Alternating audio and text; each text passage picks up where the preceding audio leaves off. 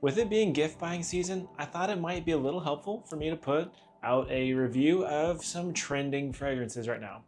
So this one has been a very trending fragrance. You've seen probably a lot of influencers, myself included, talk about this fragrance.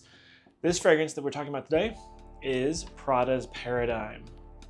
And I am going to give my honest thoughts, an objective review, and see if I'm going to roast this thing or praise it. So stay tuned. Welcome back to the channel. My name is Nick, also known as Scent Nick.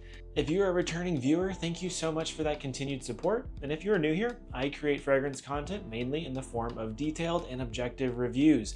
I'll make the occasional list, but reviews are my main thing.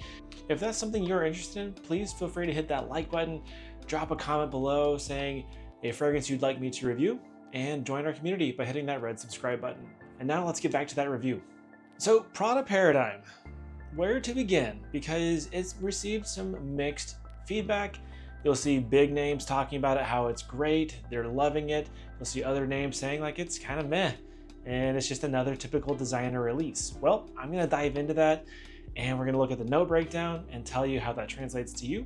And I'm going to tell you if I think that this is a good gift or not, or if it's even worth your time. So getting into it, the whole marketing behind Prada's Paradigme was about a new and revolutionary fragrance that changes how the fragrance pyramid works. I think that's just a little bit of marketing. Retail price for a 100 milliliter bottle is going to be $165. I don't know if it's available at discounters yet, but I suspect it will be before long. Now, the perfumers. I say perfumers because there were 3 on this, which is quite interesting. And so I don't butcher their name, I'm going to cheat. So the perfumers for this were Bruno Jovanovic, Marie Salamagne, and Nicolas Bonneville. I don't know any of them. If you know them, drop their work below.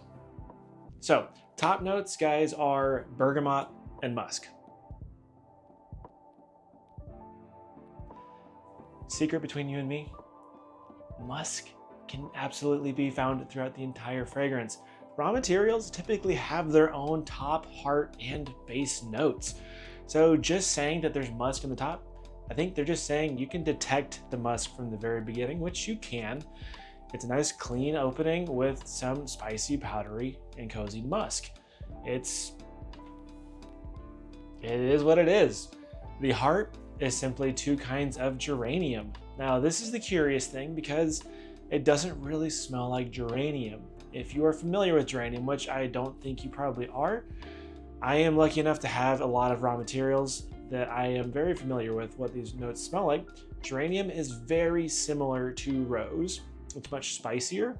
It's almost got a minty touch to it. It's a little drier, much more masculine and aromatic than your typical rose. It's in there, it's just subtle and masked by a lot of other things that aren't even listed. The base of this fragrance is going to be benzoin, Peru balsam, and guaiac wood. Now, like I said, there's a lot more going on here than just those 3 notes or the 7 notes that this fragrance has. A lot of that is typically just marketing, like I've said before. They put what they want you to think, and if you're not familiar with everything else in the perfume, you don't know what to expect. So the base here really is just amber. It's an amber woody base. You get benzoin.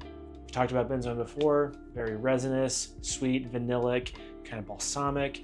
Guaiac wood is a lovely note, and you really can't detect much of it in here. I think it may be just kind of a get your attention kind of note. Guaiac wood is a smoky, kind of wood. It's often used in oud accords because it's got this, like I said, smoky, almost like barbecue-y, borderline animalic touch to it.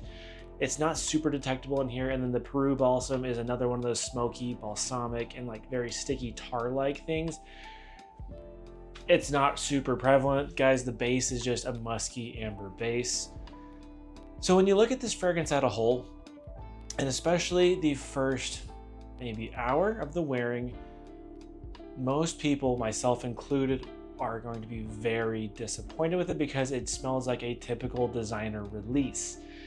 It's citrus, it's clean, it's soapy, it's got this cozy feeling, and to be completely real, it really smells like Prada's version of YSL Myself.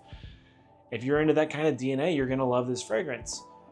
The rest of the fragrance, there are actually a lot of spices. As it opens up, it does get to be quite nice. It's very cinnamony, clovey. You know, you got other woods at play. You got plenty of other musks and other florals. It's a nice composition, but at the end of the day, it is another designer release with that really bubblegummy, everyday, fresh, kind of boyish smell. I do think that this is a little bit more mature than YSL Myself, and I think this is a great option for the fall and winter months.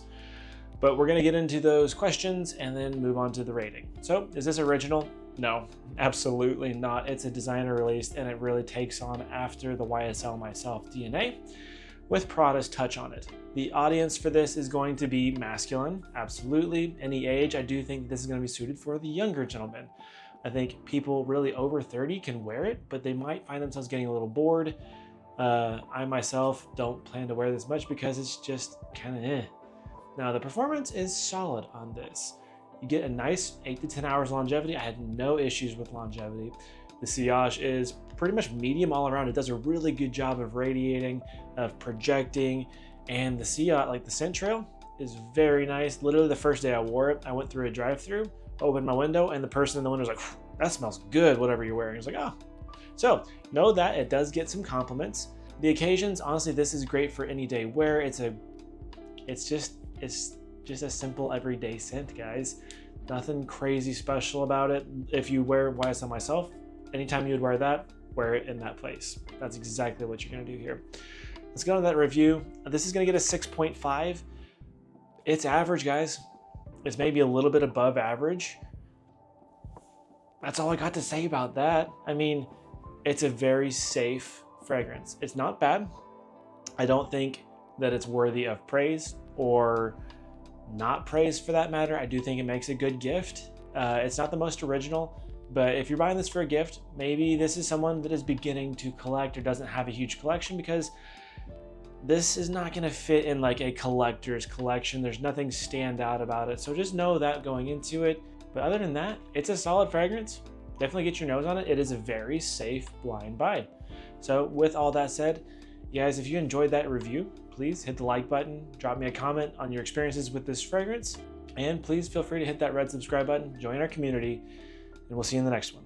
Peace.